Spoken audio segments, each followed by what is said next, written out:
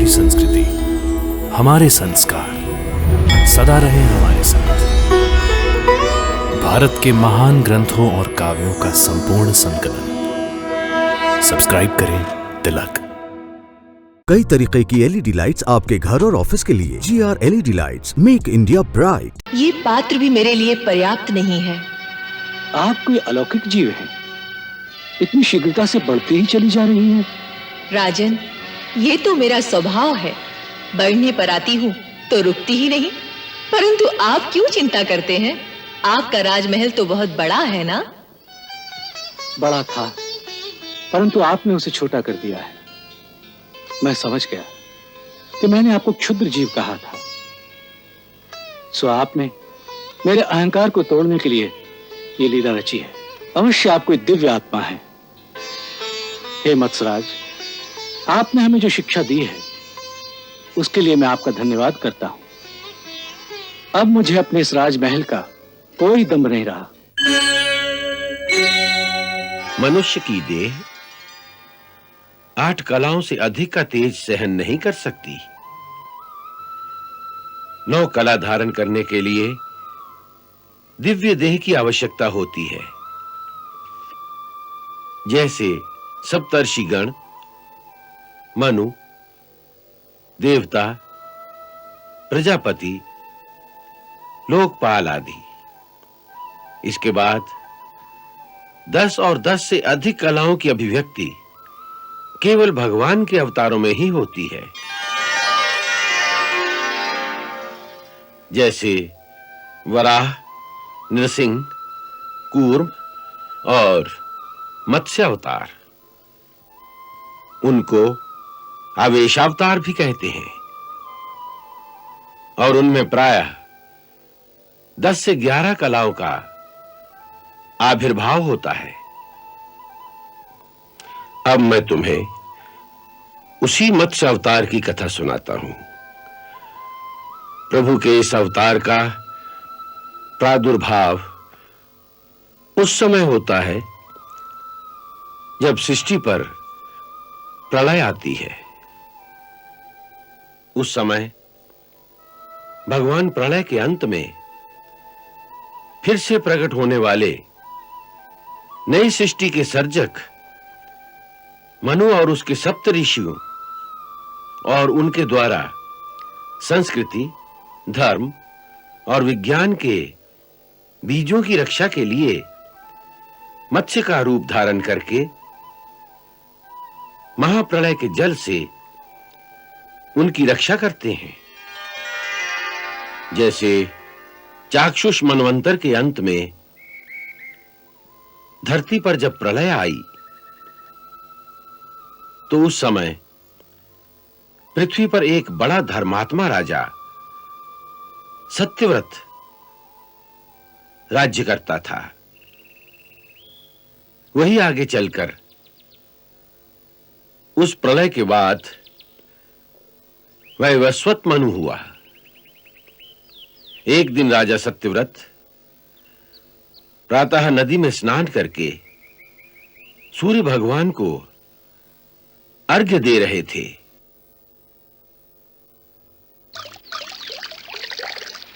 ओम सूर्य देवाय नमः।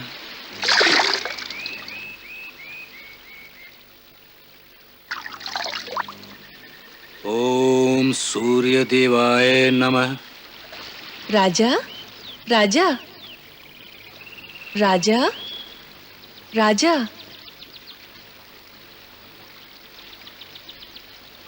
ये आवाज किसकी है? राजा, मुझे जल में वापस मत फेंक।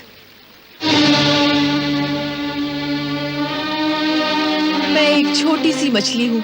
नदी में बड़ी मछलियाँ छोटी मछलियों को खा जाती हैं। इसलिए जब मैंने आप जैसे वीर पुरुष के हाथों में अपने को सौंप दिया तो मुझे विश्वास था कि अब राजा के हाथों मेरी रक्षा होगी। यदि राजा भी मुझे त्याग देंगे तो फिर निर्बल प्राणियों की रक्षा कौन करेगा? तुम चिंता न करो मत्स्य, अब तुम्हें कोई भय नहीं। तुम हमारे राजमहल में रहोगी। वहां मेरे लिए स्थान होगा? स्थान? राजा सत्यव्रत के राजमहल में तुम जैसे क्षुद्र जीव के लिए स्थान की बात करती हो? वहां तो एक नगर समा सकता है। शायद तुमने कभी राजमहल देखा ही नहीं। चलो, आज हमारे राजमहल को भी देख लो। चलो।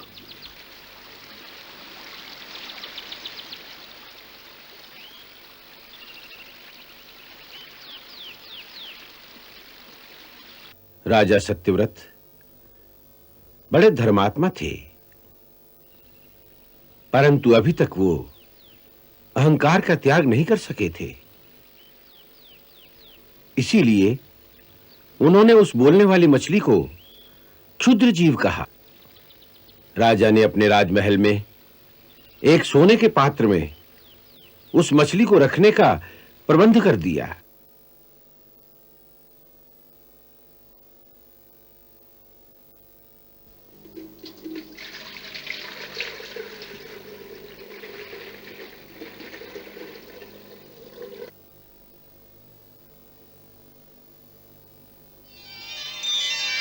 इसके आहार का पूरा प्रबंध किया जाए। जो आज्ञा महाराज। अब तुम यहां आनंद से रह सकती हो।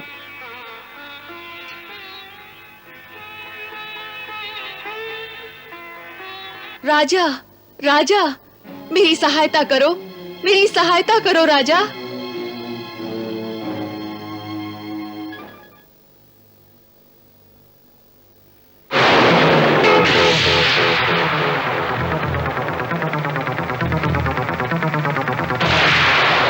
बड़ी अद्भुत बात है, तुम तो बर्तन जितनी बड़ी हो गई हो। राजा, मुझे कोई बड़ा स्थल दो ना। अच्छी बात है। प्रहरी, इन्हें किसी बड़े बर्तन में रख दो। जो आज्ञा महाराज।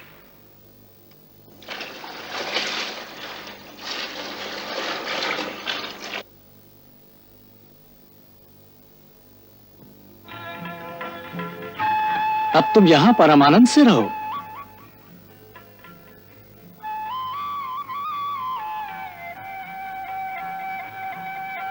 राजा, राजा,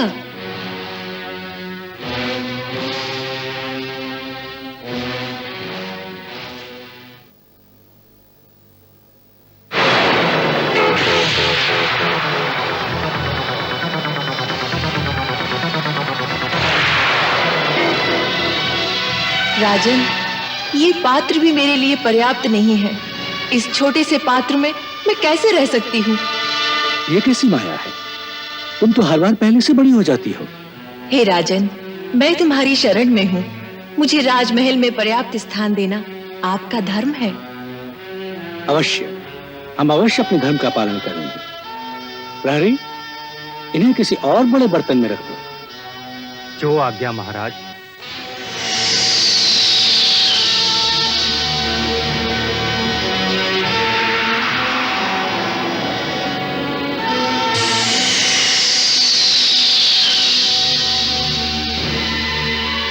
देखो राजन, ये पात्र भी मेरे लिए पर्याप्त नहीं है। आप कोई अलौकिक जीव हैं। इतनी शीघ्रता से बढ़ती ही चली जा रही हैं। राजन, ये तो मेरा स्वभाव है। बढ़ने पर आती हूँ तो रुकती ही नहीं। परंतु आप क्यों चिंता करते हैं? आपका राजमहल तो बहुत बड़ा है ना? बड़ा था, परंतु आपने उसे छोटा कर दिया है। मैं समझ गया कि मैंने आपको क्षुद्र जीव कहा था। सो आपने मेरे अहंकार को तोड़ने के लिए ये लीला रची है। अवश्य आप कोई दिव्य आत्मा है। हे मत्सराज, आपने हमें जो शिक्षा दी है उसके लिए मैं आपका धन्यवाद करता हूं। अब मुझे अपने इस राजमहल का कोई दम नहीं रहा। चलिए, मैं आपको एक विशाल नदी में पहुंचा आता हूं। अच्छी बात है राजन, वही मेरे लिए उचित होगा।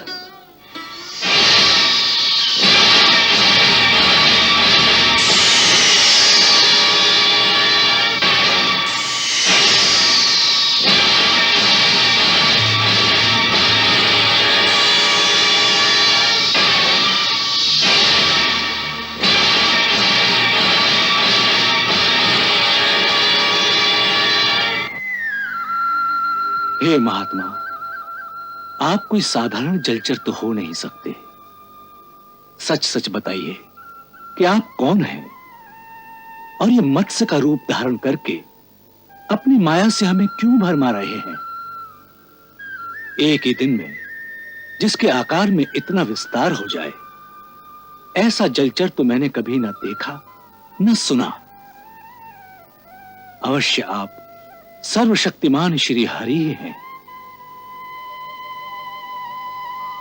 मैं मन, वचन तथा कर्म से आपकी शरण में आकर आपको प्रणाम करता हूं। हे प्रभु, मुझे अपने अलौकिक रूप के साक्षात दर्शन देने की कृपा कर। उनके शुद्ध विनीत भाव से प्रभु प्रसन्न हो गए और उनके सामने अपने चतुर्भुज रूप में प्रकट हो गए। शंख चक्र और गदा पद्मधर, लीलाधर जगधारन, स्वयं चतुर्भुज मत्स्य रूप में प्रगटे श्री नारायण। निराकार के आज हुए साकार रूप में दर्शन, सफल हो गए नैन दरस कर, धन्य हो गया जीवन। हे सच्चिदानंद अच्युत अविनाशी भगवान, पृथ्वी पर आपके अवतार किसी न किसी विशेष अभिप्राय हेतु होते हैं। आप अनुग्रह करके अपने इस दास को यह समझाने की कृपा करें कि यह अद्भुत मत्स्य रूप धारण करने का क्या हेतु है प्रभु।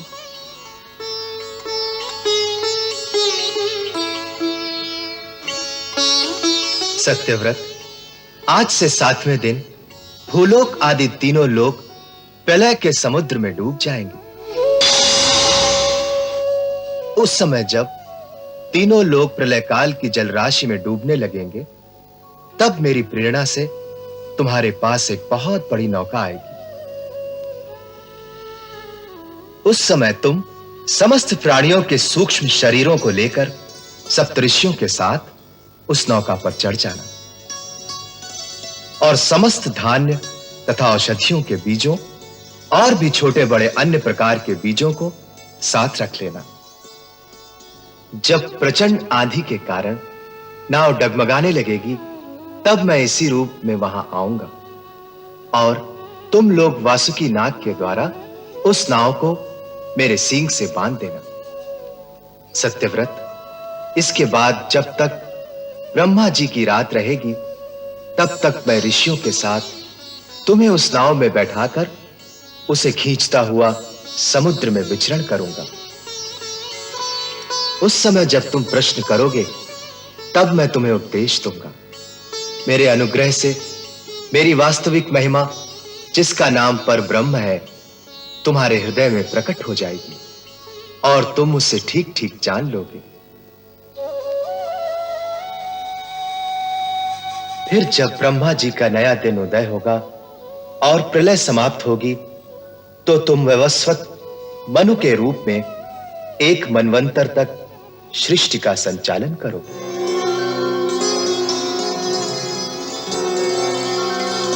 भगवान के आदेशानुसार सत्यव्रत सप्तऋषियों को लेकर एक पर्वत की चोटी पर चले गए। ठीक 7वें दिन धरती पर प्रलय का विस्फोट हुआ।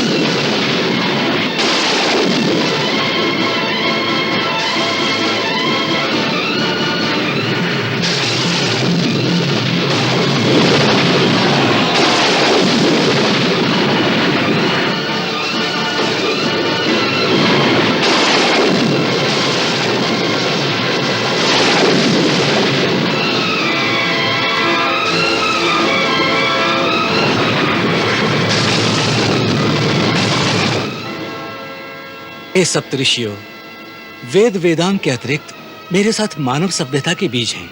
इस समय संपूर्ण सृष्टि विनाश को प्राप्त हो गई है। कभी उचित अवसर और अनुकूल परिस्थिति आने पर इन सृष्टि बीजों द्वारा हम पुनः जीवन और संस्कृति का प्रसार कर सकेंगे।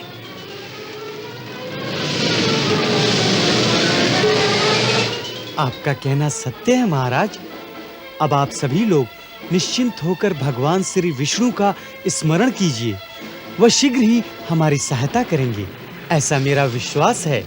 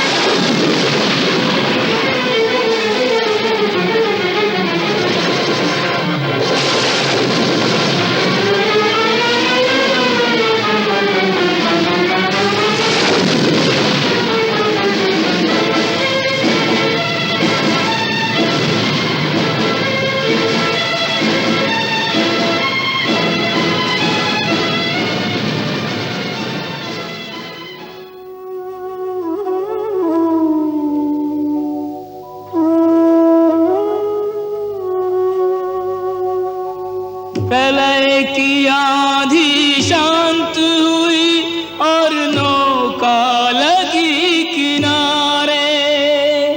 मनु पृथ्वी पर नव जीवन नव संस्कृति लिए पधारे।